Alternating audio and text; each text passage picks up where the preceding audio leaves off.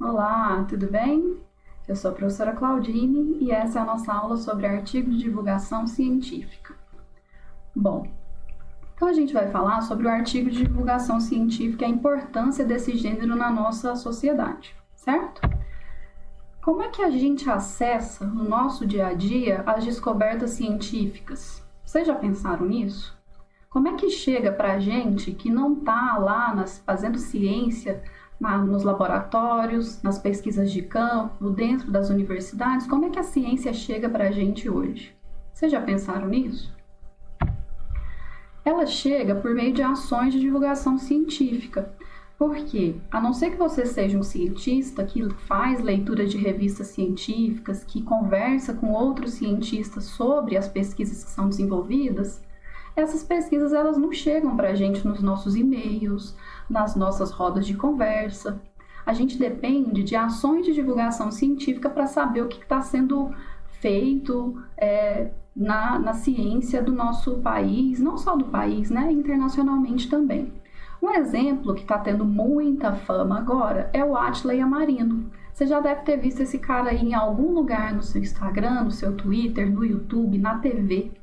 O Átila, ele está por trás de um canal que é muito famoso, que é o Nerdologia. Eu já até conversei com alguns alunos sobre esse canal. E o Átila faz um trabalho tanto no Nerdologia, quanto no Nerdcast, quanto no seu próprio canal do YouTube, de divulgação científica, e é um trabalho muito bom. E aí, quem não conhece o Átila Yamarino pode pausar esse vídeo e ir lá dar uma olhadinha, porque ele está falando muito com a gente sobre o Covid-19, com informações aí muito importantes e sérias, informações verdadeiras. Exemplo, nesse vídeo aí que eu estou mostrando para vocês, como são os sintomas da Covid-19, que ele postou agora em abril lá no canal dele, ele vai divulgar alguns dados publicados em artigos científicos internacionais sobre o Covid-19. Olha aí aqui em cima de mim, essas referências estão aí listadas lá na descrição do vídeo dele. Dá uma olhada. São referências de revistas científicas internacionais de respeito, com dados de base científica, ou seja, são dados em que a gente pode confiar, ok? O que o Átila faz para fazer divulgação científica ele lê esses artigos, analisa e pensa como é que ele vai fazer para transmitir esses dados para a população comum, para aquela parte da população que não é cientista dessa área de saúde, ou dessa área da microbiologia, essa área que estuda sobre os vírus, sobre as pandemias. Como? Então, olha aí no slide. Essas informações elas são retiradas do que a gente vai chamar de texto-fonte. Então, o texto, o artigo, o paper, lá criado pela equipe de cientistas, ele é o texto-fonte, certo? Ele é feito pensando num público-alvo muito específico, que são os cientistas ou profissionais daquela mesma área de conhecimento. Esse texto-fonte, se nós que somos leigos, eu, por exemplo, eu sou cientista, sou da área de letras e linguística, eu não consigo entender todas as informações que estão nesses dados científicos, nessas pesquisas científicas, porque eu não sou dessa área. E aí, o que o Átila faz é transformar essas informações para um público específico para um público leigo. E isso é fazer divulgação científica. Entenderam essa diferença? E aí, olha aí no nosso slide, na caixinha lá de baixo. Ele transforma esses dados científicos para o público leigo. Quem é o público leigo? Qualquer pessoa que não é da mesma área científica desse artigo que é publicado.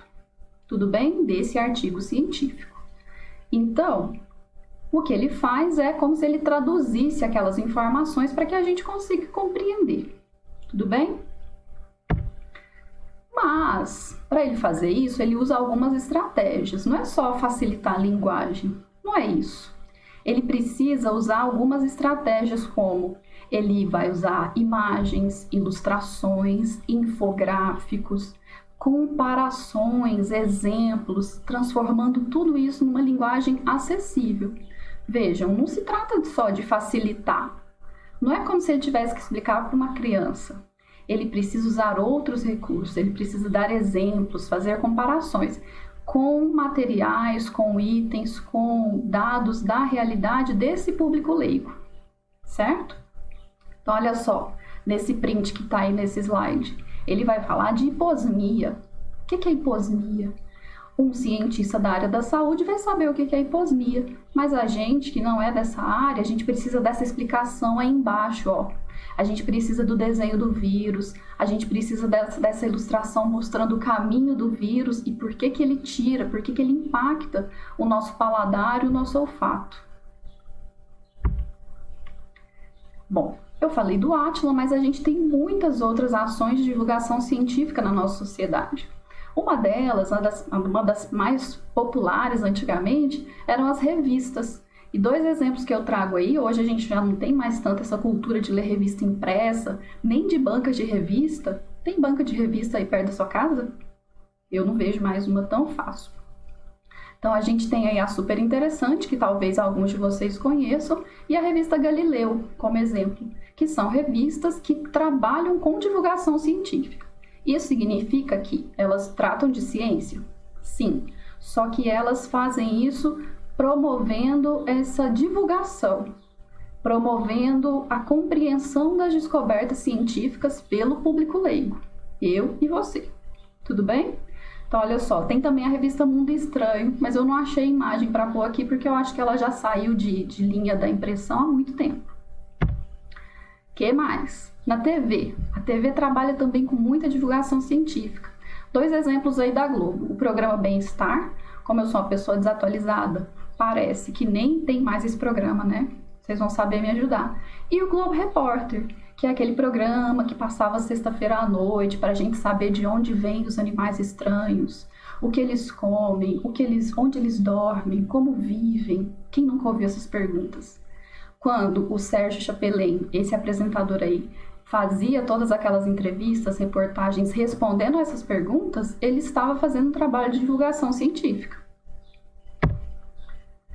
Vamos para as redes sociais, a rede que vocês mais gostam, o YouTube. Olha aí o exemplo do Nerdologia no print, mas tem mais, tem muitos, tem o Manual do Mundo também, que são canais em que os YouTubers trabalham com outras coisas também, mas trabalham muito com a divulgação de descobertas científicas, transformando todos aqueles dados científicos em linguagem mais acessível ao público geral, certo? No caso do Nerdologia, o público desse canal é um público jovem, é um público curioso, é um público que gosta de muita tecnologia. Então a linguagem, a questão visual, ela é toda muito importante nesse momento de divulgação, certo? Instagram. Quem aí gosta de usar muito Instagram? No Instagram eu tô colocando aí o exemplo do perfil Nunca Vi um Cientista. Vocês conhecem esse perfil? Esse perfil ele é dedicado à divulgação científica e também faz um trabalho maravilhoso de combate às fake news. Agora mesmo nessa época de Covid, eles têm tido muito trabalho para desmentir algumas teorias, por exemplo, de que era para passar vinagre no corpo, que o vinagre desinfetava melhor que o álcool. Vocês lembram disso? Pois é, o pessoal desse perfil fez um vídeo todinho explicando por que isso era mentira, com base científica, certo? O que mais? Sites. Os sites hoje são os substitutos da revista impressa. Então tem um exemplo aí do site da Scientific American, a brasileira, em que nós temos aí muitas notícias sobre divulgação científica, sobre descobertas científicas. Tem também o site do Jornal da USP, que depois vocês podem dar uma olhada. Eu vou deixar vários links lá no Moodle para vocês acessarem e conhecerem. De todas essas ações de divulgação científica, quando a gente pensa nesses formatos, nesses materiais como textos, eles vão ter algumas características muito parecidas, semelhantes ao que a gente chama de artigo de divulgação científica. Seja, então, um texto escrito ou seja um texto midiático, audiovisual. Quais são essas características? Olha aí a lista. Agora é a hora da caneta colorida, hein? Eles vão usar ilustrações, imagens, fotos, gráficos, infográficos para facilitar na informação, para facilitar essa tradução de dados científicos em informação, certo?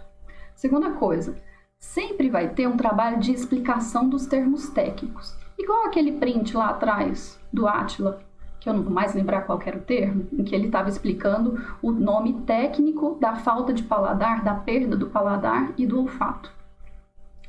Também é comum aparecerem comentários de especialistas. Isso a gente já trabalhou nas nossas aulas, que é o tal do argumento de autoridade.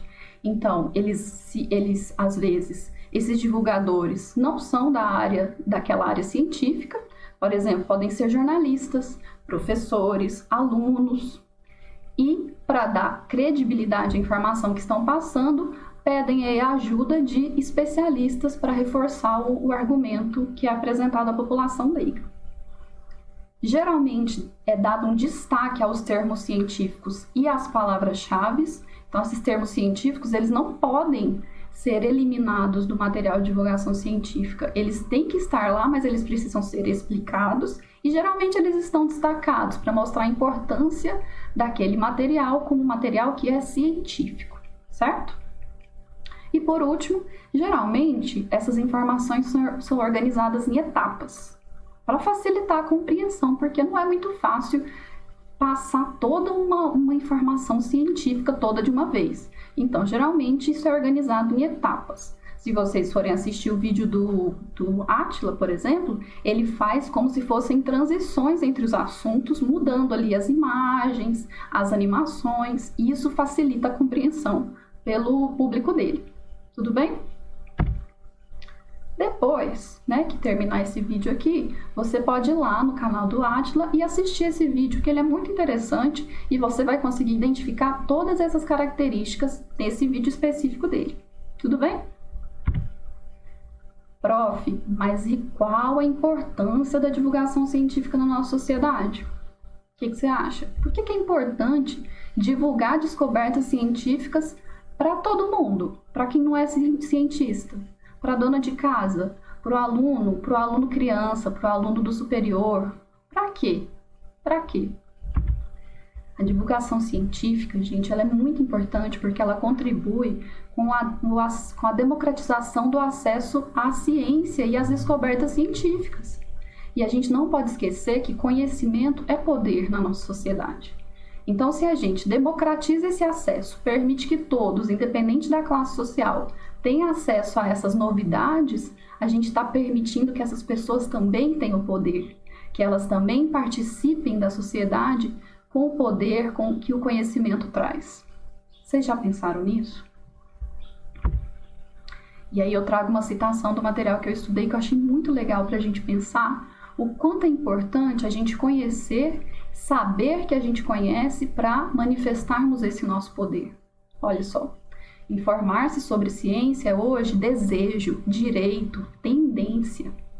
Se podemos afirmar que os cientistas são uma minoria da população mundial, não podemos dizer o mesmo das ideias e afirmações científicas que circulam em diferentes mídias e suportes. Então, olha só, é desejo, é direito, é tendência. Se é direito, gente, todo mundo tem que ter acesso. Tudo bem? E olha só, não é porque os cientistas são poucos que a divulgação tem que ser pequena. A gente pode ter uma parcela pequena de cientistas, o que não é o ideal, né? O ideal é que a gente tivesse muito investimento em ciência, muito incentivo para que muitas pessoas quisessem trabalhar com ciência. Mas não é assim. Mas isso não significa que as afirmações e as ideias científicas não circulem por aí. Com as redes sociais hoje, com a internet, a gente tem muita possibilidade de fazer essa divulgação ser cada vez maior e isso levar mais poder às classes sociais, certo? A todas as classes sociais. Bom, essas são as referências dessa pesquisa que eu fiz para montar esses slides. Vocês não precisam acessá-las, lógico, mas eu preciso registrá-las aqui. Fica aí como sugestão de leitura para quem tiver um pouco mais de curiosidade sobre a importância de estudarmos a divulgação científica hoje, certo? Então, que a ciência e as descobertas científicas tenham vida longa. Muito obrigada a todos. Fiquem em casa na medida do possível e qualquer dúvida pode me mandar um e-mail ou registrar lá no nosso fórum de dúvidas. Até mais!